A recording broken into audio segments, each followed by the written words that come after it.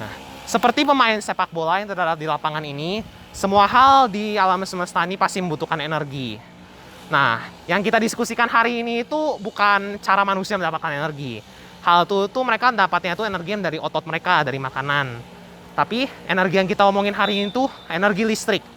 Energi listrik itu udah dipakai bersama manusia dari sejak revolusi industri. Penemuan ini itu sungguh penting bagi kemajuan manusia dan manusia memiliki banyak cara untuk memproduksinya. Cara memproduksi yang paling universal itu menggunakan generator dan turbin. Generator itu bakal dipasangkan ke turbin dan turbin bakal memutarkan generatornya. Nah, kebanyakan pembangkit listrik di planet bumi ini pasti memakai semua sistem mirip kayak gini. Dari pembangkit listrik tenaga geotermal, pembangkit listrik tenaga batu bara, dan pembangkit listrik tenaga nuklir. Kebanyakan memakai sebuah prinsip yang simpel ini. Nah, tetapi ada sebuah eksepsi dari pembangkit listrik ini, yaitu pembangkit listrik tenaga surya. Pembangkit listrik tenaga surya itu memakai sel photovoltaik untuk sebagai sumber tenaga mereka. Tidak memakai energi kinetik dari sebuah turbin untuk memutarkan generator. Jadi, itu bakal memiliki sumber energi yang berbeda. Bukan dari sumber energi potensial menjadi kinetik, tetapi sumber energi matahari menjadi energi listrik. Tuh. Nah, semua perkembangan teknologi dalam masa modern ini pasti tidak dapat bisa dilakukan sendiri. Pasti membutuhkan sebuah tim orang-orang yang memiliki tujuan yang sama untuk mencapai proyek dari kecil cuma sebagai sebuah proyek pribadi sampai gede-gede proyek yang bisa mengubah sebuah negara. Nah, seperti itu, mari kita tunjukkan kelompok kami. Nama saya Arvin. Nama saya Owen. Nama saya Ruby. Dan ini merupakan proyek pembangkit listrik tenaga surya kami. Ya, jadi sesuai dengan namanya, alat kami menggunakan panel surya sebagai sumber listriknya. Cara kerja dari panel surya ini adalah, panel surya ini akan menangkap foton dari matahari, kemudian foton itu akan menghantam atom-atom yang ada di dalam panel surya ini, sehingga atom dalam panel surya ini akan kehilangan elektron, sehingga membuat mereka bermuatan positif. Karena mereka bermuatan positif, mereka akan bergerak menjauh dari samanya. Lalu pergerakan ini adalah yang menghasilkan listrik dalam panel surya ini. Kemudian listrik yang dihasilkan akan dimasukkan ke dalam inverter yang akan mengubah listrik langsung atau DC menjadi listrik bolak-balik atau AC. Lalu listrik ini akan disimpan ke dalam baterai yang kemudian akan bisa digunakan untuk menyalakan alat-alat seperti yang saat ini kami gunakan, yaitu lampu LED. Dalam percobaan ini, alat kami menggunakan panel surya merah polikristalin yang terbuat dari litium, serta memiliki efisiensi 17%. Baterai yang dipakai merupakan baterai litium rechargeable 1200 mAh dan 3,7 volt, dan lampu yang dipakai merupakan lampu panel LED.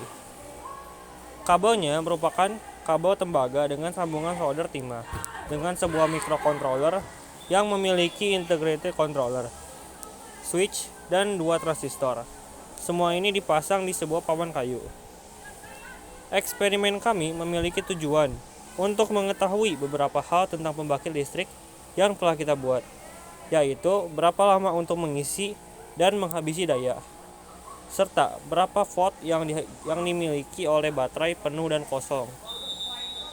Alat yang dibutuhkan dalam eksperimen ini adalah multimeter atau avometer, analog Mazda model KS268 series, stopwatch digital, telepon genggam Samsung A7 2018. Percobaan dilakukan di balkoni rumah yang terpapar oleh sinar matahari. Nah, pasti segala hal untuk supaya tahu efektivitasnya itu pasti harus dites dong. Tes itu pasti eksperimen dong. Eksperimen itu ada beberapa cara, tapi eksperimen yang kita lakuin tuh observasi aja langsung.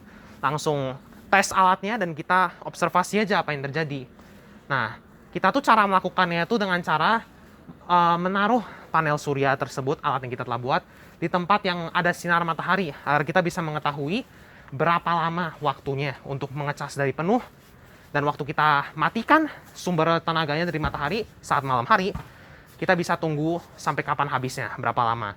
Dari eksperimen tuh ada data dong, datanya tuh terletak di sini. Nah, data tersebut yang kita bisa lihat di sini itu butuh 10 jam dan 12 menit untuk mengisi pertama kalinya. dan habis 4 jam 54 menit untuk dari penuh sampai habis. Eksperimen kedua itu membutuhkan 11 jam dan 27 menit untuk penuh dan 4 jam 23 menit untuk dari penuh sampai habis. Walaupun eksperimen ini itu udah cukup konklusif, ada beberapa masalah saat melakukan eksperimennya. Seperti sempat ada kerusakan dengan engsel panel suryanya, penutupnya, dan masalah yang paling besar itu bahwa cuaca mendung yang tidak mendukung, menyebabkan pengecasannya itu lebih lama dibanding kita duga. Jadi itu juga sebuah dua faktor yang harus diingatkan saat melihat data ini. Nah, selain itu kita juga mengetes apakah voltase baterai berubah saat dari penuh ke kosong. Dan datanya mendukung. Menurut datanya, saat penuh, voltase baterainya itu tercatat dalam 3 volt dengan ketidakpastian ada 3%. Dan saat habis itu 2,6 volt dengan ketidakpastian 3%. Eksperimen kedua kita juga menunjukkan hampir hasil-hasil yang sama. Nah, selama eksperimen ini pasti itu sudah sebuah perjalanan dan kita udah belajar banyak hal dalam kita melakukan project-project ini.